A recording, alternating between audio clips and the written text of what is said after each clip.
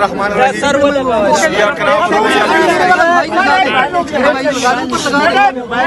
آج ہمارے یہاں آنے کا مقصد اپنی معزز عدلیہ کو، اپنے قابل احترام ججز کو یہ پیغام دینا تھا کہ پاکستان میں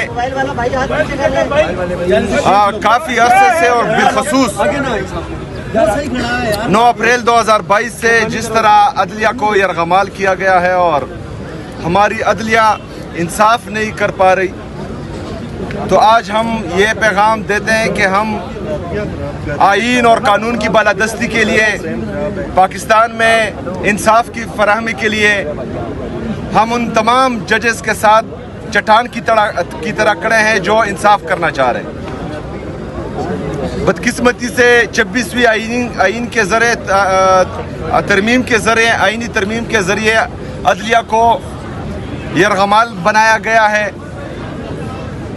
اس کے بعد سے ہم دیکھ رہے ہیں کہ جو پاکستان میں آئینی بحران آ رہا ہے وہ پوری دنیا دیکھ رہی ہے.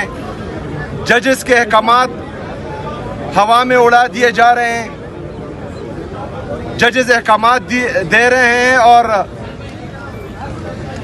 ایک سپرڈنٹ جیل کا یا ایک چھوٹا حوالدار بھی وہ احکامات نہیں مان رہا، جس سے ہماری معزز عدلیہ کی بھی توقیری ہو رہی ہے.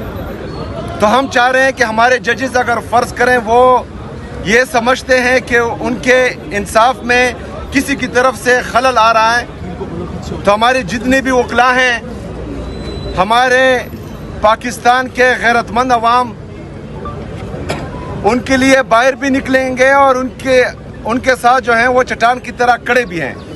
تو ہمیں بتایا جائے تاکہ آئین اور قانون کی بالادستی کے لیے ہم اپنا لائحہ عمل دے سکیں. ابھی ہمارے لیڈر، ہمارے قائد جناب عمران خان صاحب کے کیسز نہیں لگائے جا رہے ہیں، اس میں ان کی بریت کا کیس بھی ہے، القادر ٹرسٹ کا کیس بھی ہے، وہ نہیں لگائے جا رہے. تو ہماری یہ ریکویسٹ ہے کہ وہ لگائے جائیں اور انصاف کیا جائے، کیونکہ یہ پوری دنیا کو پتہ ہے کہ جس دن پاکستان میں انصاف ہوگا تو اسی دن ہمارا لیڈر، ہمارا قائد جناب عمران خان صاحب، ان کی اہلیہ بشرا بی بی، ہمارے جتنے بھی اسیران ہیں جو ناحق قید ہیں وہ جیلوں سے باہر ہوں گے. لیکن بدقسمتی سے صرف فیصلے ہی دیے جا رہے ہیں، انصاف کوئی نہیں ہو رہا. کور کمانڈر پشاور سے ملاقات ہوئی ہے آپ کی؟ جی، کور کمانڈر صاحب آئے تھے مبارکباد دینے کے لیے، وزیر اعلیٰ سیکریٹریٹ، تو ان سے ملاقات ہوئی ہے. سر آپ کی جی دیکھیے جی، وہ مبارکباد کے لیے آئے تھے، کوئی آفیشل نہیں آئے تھے، تو ان آفیشلی گفتگو ہوئی ہے اور ہمارا موقف وہی ہے جو ہم باہر کہہ رہے ہیں، وہ جو ہے اندر بھی وہی موقف ہے.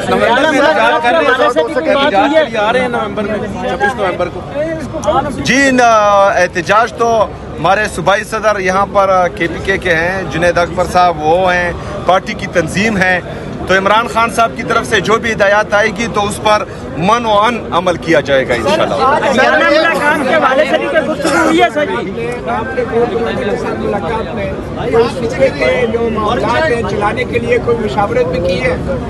دیکھیے جی، میں چیف ایگزیکٹو ہوں پورے صوبے کا، میرے آفس میں جو ہیں IGP بھی آتے ہیں، چیف سیکرٹری بھی آتے ہیں، کور کمانڈر بھی آئیں گے، تمام سیکیورٹی اداروں کے جتنے بھی ہمارے آفیسرز ہیں وہ آئیں گے اور صوبے کے معاملات ان کے ساتھ ہی ڈسکس ہوں گے. تو انشاءاللہ تعالی جو موقف ہمارا ہے، جو موقف پاکستان تحریک انصاف کا ہے، جو موقف ہمارے لیڈر، ہمارے قائد جناب عمران خان صاحب کا ہے، تو وہی موقف ہمارا رہے گا انشاءاللہ. افغانستان کے ساتھ جو مذاکرات ہو رہے تھے وہ کل جو ہے انہوں نے تحریری طور پہ ماننے سے انکار کیا ہے، تو کیا کہیں گے؟ دیکھیں جی، جب دوحہ میں وہ مذاکرات ہو رہے تھے اور میری اسمبلی کی سپیچ ہے، آپ اٹھا کر دیکھ لیں، اسمبلی کے فلور پر میں نے یہ کہا تھا کہ یہ خوش آئند ہے، لیکن ہمیں خدشات ہیں، کیونکہ ان مذاکرات میں نہ صوبائی حکومت کو جو ڈائریکٹلی افیکٹ ہوں گے اس سے، نہ ہمارے وہاں کے پارلیمنٹیرین کو، نہ ہمارے جو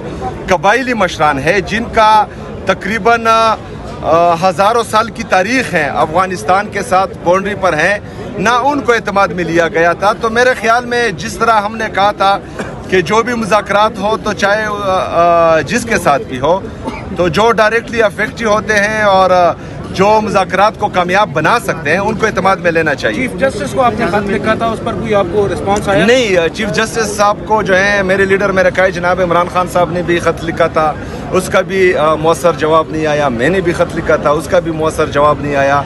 तो हम तो यही चाह रहे हैं, यहाँ आने का मकसद यही है कि हमें बताया जाए कि पाकिस्तान में आईन और कानून की बालादस्ती चलेगी या डंडा चलेगा, ताकि हम जो है फिर अपना लाएअमल दे सकें। सर, आज मुलाकात के लिए जी मेरा नाम लिखा गया है आज की मुलाकात के लिए, तो इंशाल्लाह कोशिश जरूर करूंगा। नाम नहीं दी तो फिर अगर मुलाकात नहीं होने दी तो इंशाल्लाह ताला फिर जो कंटेम्प्ट ऑफ कोर्ट हमने फाइल किया हुआ है, आज मेरे ख्याल में हो चुका होगा, वकला आए थे, तो उसका इंतज़ार करेंगे फिर। Thank you. अवाम की वज़ीर-ए-आला है, खैबर पख्तूनख्वा के ऊपर आप फोकस क्यों नहीं करते, बजाय इस्लामाबाद में अदालतों और अडियाला के बाहर? देखिए जी, हमने फोकस किया था 2013 से लेकर 2022 तक, जब रिजीम चेंज ऑपरेशन हुआ। लेकिन जब तक पाकिस्तान में आईन और कानून की बालादस्ती नहीं होगी, तब तक अगर हम यहाँ दूध की नहरें भी बहा दें तो कोई फायदा नहीं है।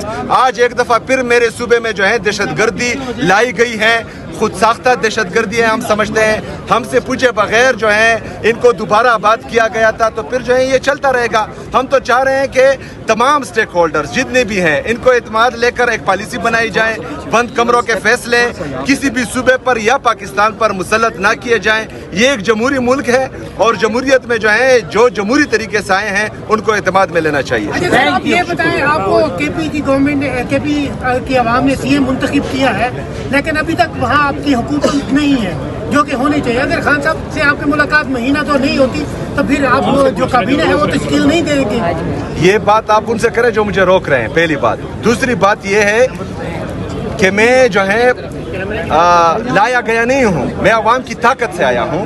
मेरे पास अवाम की ताकत है। जो लोग जो हैं फॉर्म 47 के जरिए जाली तरीके से लाए गए हैं, तो उनसे कोई सवाल ही नहीं पूछता।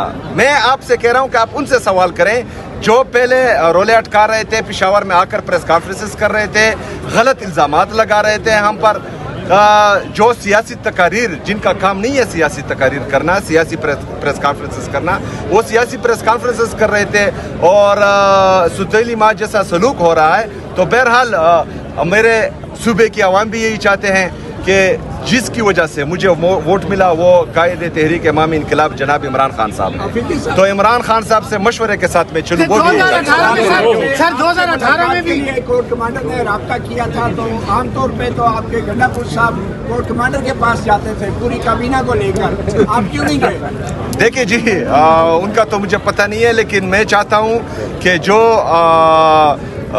सूबे के चीफ एग्जीक्यूटिव हैं, जो पाकिस्तान के प्राइम मिनिस्टर है, तो उनकी तौकीर जमहूरियत में बहाल रहनी चाहिए और ये लोग जो हैं उनके दफातर में आने चाहिए, डिग्गी में चुप कर नहीं जाने चाहिए।